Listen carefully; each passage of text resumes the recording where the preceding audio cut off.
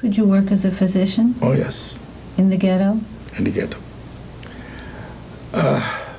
There was a situation which I don't think was ever repeated in history, and it never will happen again. The lice situation. People were wearing 2 or 3 pieces of clothing, one on top of the other, because if they have to move to go somewhere else, that's what they could carry. And this became even worse later, when I left Warsaw and went to Hrubieszów again. That's why this fantastic, enormous, incredible epidemic of typhus and typhoid.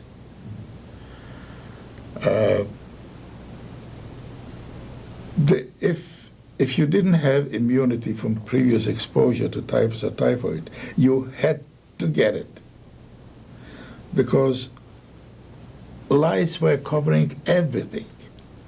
Later on in Hrubieszów, I saw once something that I still see it after what, 40 years. This poor man came over and he started, I had a so-called office, about 3 feet by 5, a little space. This man came over spitting blood or something, tuberculosis probably, I don't remember. And I said, undress. And I was sitting in one corner of the room, and he was coming in from the door, through the door, and he started to undress. He took off one coat, outer coat, and then a jacket, and then a vest, and then another jacket, and then several pieces of clothing, and he just kept putting it on the floor. And then I saw him. I said, wait, what is he wearing? I took out my glasses, a little nearsighted, and there was a coat, a complete coat of thousands of lice covering his body. Lice are white grayish, you know. They were shining. It was something that, after 40 years, it still haunts me. This sight of a man covered with hundreds, maybe thousands probably, of lice crawling over him and over each other. At that time, they already had kept out of that group, I think 10 people or something, which they kept so they could bury those that they were going to shoot. So he says, now schon gut. That means I am accepted to be spared from the rest. I said, first I said, meine Schwester, eine kleine Schwester. He knew her from town. Oh, yes. Then I had the courage. I says, Sturmbannführer, I have here my parents. No, my brothers. First I said my brothers. So he must have promised Wagner to make an exception. So Felix came out, good, accepted. Then Sam came out, and Sam looked like hell. He was thin, he was gray, he was unshaved. He looked 40 years older than his age. He says, he's schwach, he's weak, he won't be able to work. I said, Sturmbannführer, leave it to me. In 3 days, with good food, you'll look as good as I do. Agreed. Then I had the guts to say, und meine Eltern. And that means my parents. And Henry? Oh, Henry too, of course. Henry was accepted.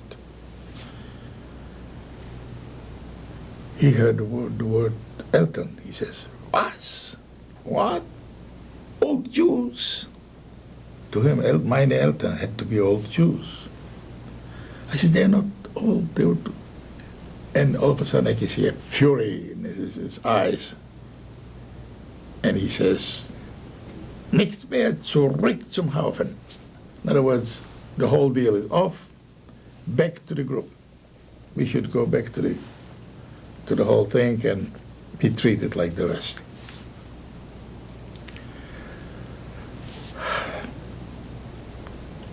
And that's it. We stand there. Oh, and while he was selecting the five of my family, he also selected 3 or 4, and he will know better, young people from the group to join us. But when he got mad when I asked about my parents, he says, zurück zum Haufen, back to the bunch, no more. Deal is off, kind of. So we stand there and waiting what to do. Then the chief of Gestapo, a little man, who was the chief, the nominal chief, but Ebner was the executioner. He came down, and he wanted, because they were making the last preparations to take all the people out into the trucks and take them away to be shot. And he saw this group, our group, still standing separate, the way Ebner selected us. Was machen diese hier? What are these doing here? So a Polish policeman in uniform, who couldn't understand a word of German, he says, Ebner. That means Ebner selected us. And the little guy probably was as scared of Ebner as we all were, because he was a pathological killer. Ah, Ebner, schon. Oh, yeah, good. Up. We should go up the stairs to the building, because he was going to take care of the rest.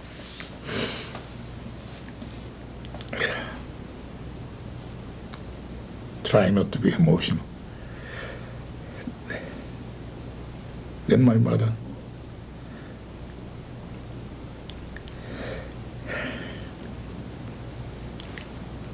she turned to me and she says, "Rate with the Kinder, save the children."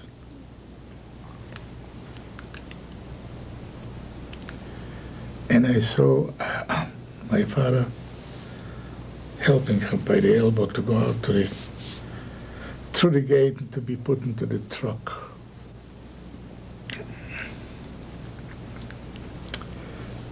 They were killed that night.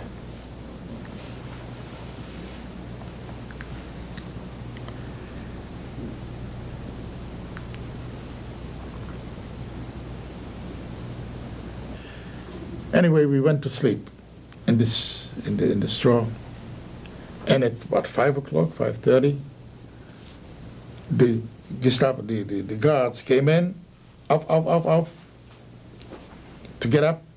They lined us up in the barn, 5 by 5 by 5 by 5. That's the way we usually marched. And by the way, this is what's called the death march. Whoever couldn't follow the group was shot on the road and left on the road. Felix, too? Hmm? Felix? No, Felix was left wounded there.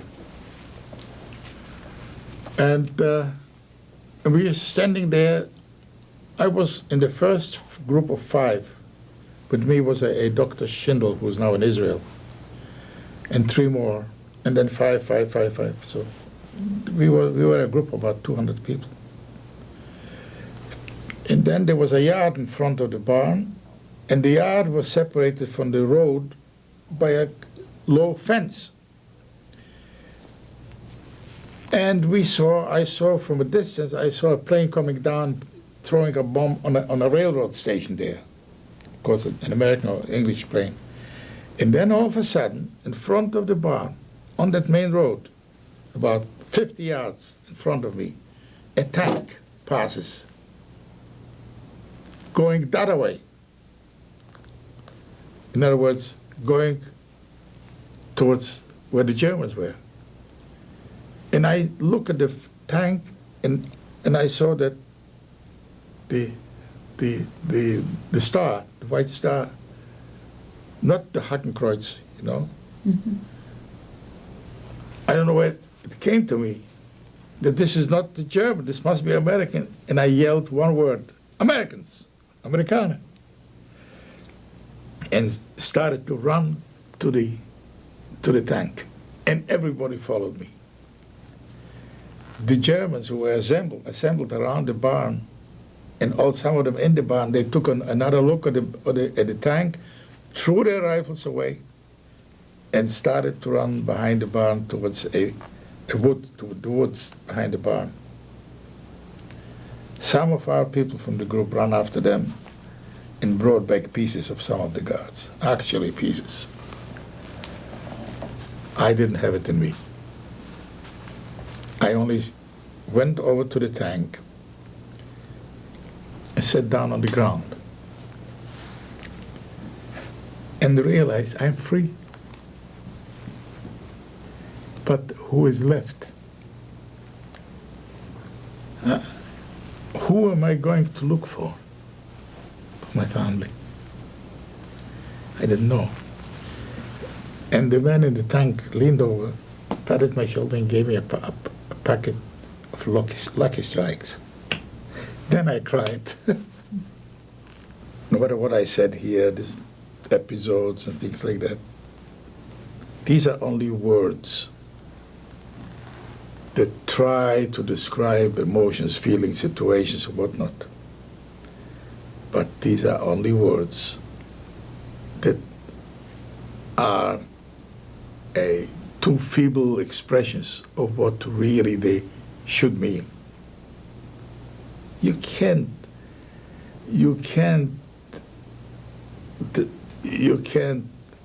exteriorate from your deep hidden emotions. You can't exteriorate them and show them in words. It's impossible. There are things that will never be told because they cannot be told.